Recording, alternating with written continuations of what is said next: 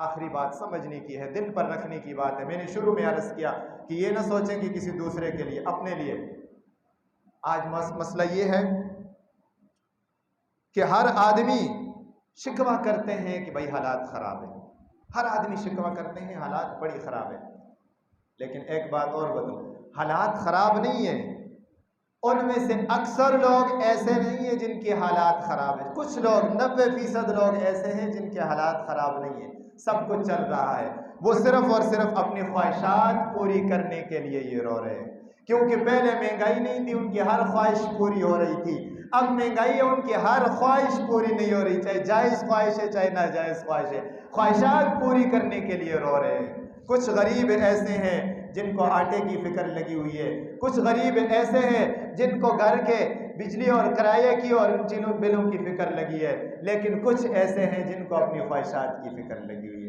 महंगाई है तो अच्छी गाड़ी नहीं खरीद सकते, महंगाई है तो अपने घर को दिन ब दिन रंग रोगन नहीं कर सकते, महंगाई है तो अपने घर को जो है ना शानदार नहीं बना सकते, महंगाई है तो अपने शादी को उस किस्म की नहीं कर सकते जिस किस्म की करनी चाहिए थी। ये सारी नफसानी ख्वाहिशात है। तो इसलिए इस महंगाई में एक काम हमने ये करना है कि अपनी ख्वाहिशात पर काबू रखना है, अपनी ख्वाहिशात पर काबू रखकर अपने खर्चे कम करने, अपने खर्चे कम करने ताकि घरेलू परेशानियां ख़त्म हो जाए।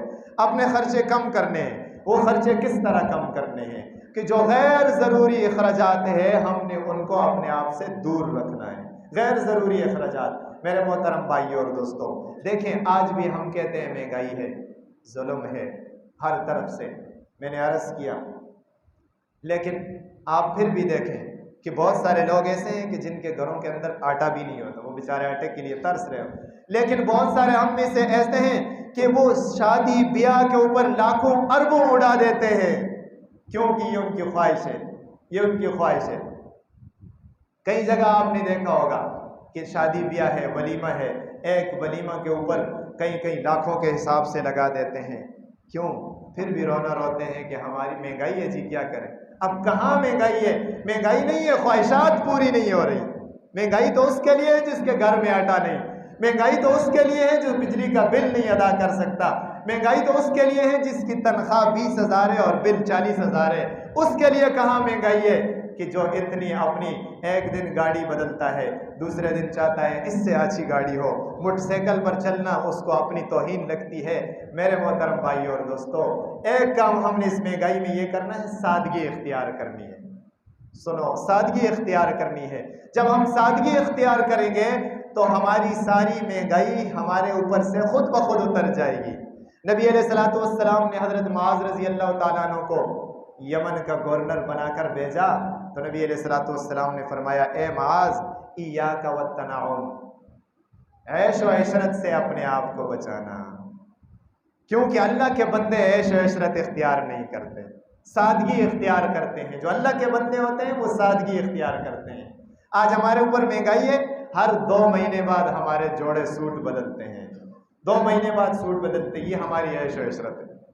घर वाले, हम अपने घर वालों को भी ये बात बताएं, मर्दों से ज़्यादा ख़वातीन का लिबास बदलता है, हर 2 महीने बाद नया सूट। किसी रिश्तेदार की शादी है, जाकर महंगा से महंगा सूट औरत अपने लिए खरीदेगी। अब ये नहीं देखेगी कि मर्द बेचारा किस मुसीबत से, किस परेशानी के आलम से जाकर हमारे लिए कमा के लाता है, ये वो नहीं देखेगी, लेकिन उसको अपनी ऐश व इशरत पूरी करनी है। वो ये नहीं देखेगी कि मर्द बेचारा 12 घंटे ड्यूटी करके किस मुसीबत की चक्की में पिस कर वो आ रहा है, फिर भी वो कहेगी नहीं जी घर के वाशरूम को भी शानदार बनाना है, लाख रुपया तो वाशरूम पर भी खर्च कर। अब वो ये ख्वाहिशात है, ये हमारी ख्वाहिशात है, ये हमारी ऐश व इशरत है। नबी अलैहिस्सलातु वस्सलाम ने गद्दे के ऊपर सवारी की और इस सवारी को नबी अलैहिस्सलातु वस्सलाम ने ऐब भी नहीं समझा, बड़ी खुशी के साथ सवारी की। क्यों? मेरे पैगंबर के लिए बड़ी बड़ी नेमतें नहीं थी, लेकिन मुझे और आपको बताने के लिए कि जितनी सादगी इख्तियार करेंगे इतनी अल्लाह की मदद हमारे साथ आती रहेगी, जितनी हम ऐश व इशरत करेंगे इतना हम परेशानियों की दलदल में फंसते रहेंगे। आज का जो मालदार है उसका ऐश व इशरत का सामान ही नहीं पूरा होता, और जो गरीब है उसके घर का खाना ही नहीं पूरा होता, उसके घर का खाना ही नहीं पूरा होता।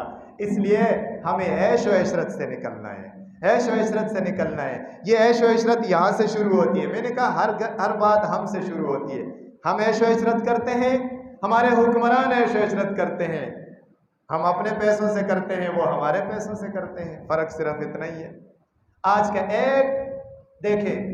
एक सरकारी अफसर, कितने उसके नौकर चाकर हैं, कितने उसके आगे पीछे गाड़ियां हैं, कितने एक सरकारी अफसर के कितने नौकर हैं। वो ऐश इशरत कहाँ से कर रहा है? उस नौकर चाकरों की तनख्वाहें कहाँ से पूरी कर रहा है? हमारे खून पसीने की कमाई से पूरी कर रहा है।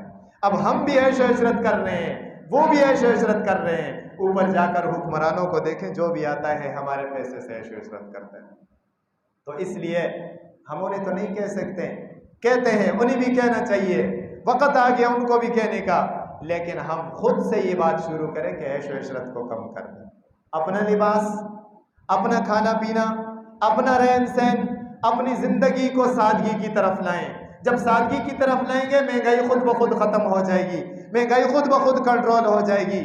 और जब हम खुद सादगी की तरफ लाएंगे, देखें, जब खुद हम सादगी की तरफ लाएंगे, हमारे साथ जो गरीब होगा उसकी ज़िंदगी भी अच्छी हो जाएगी। क्योंकि एक ये भी हल है कि हम जब खुद ज़िंदगी सादगी करेंगे, हम गरीब के साथ तावन करेंगे, अल्लाह तबारक व तआला हमारे रिज़्क़ में भी इजाफ़ा करे। ये तो मैंने वो बातें बताई जिनकी वजह से रिज़्क़ कम होता है।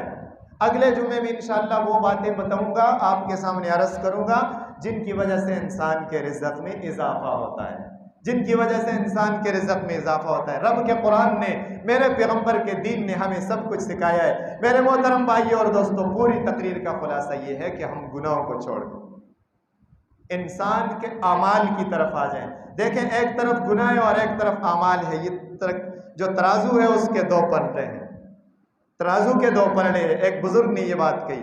देखें, जब आमाल ज़्यादा होते हैं तो गुनाहों का पलड़ा ऊपर चला जाता है। जब गुनाहों का पलड़ा ऊपर होता है तो हर चीज़ आसानी के साथ मिलती है।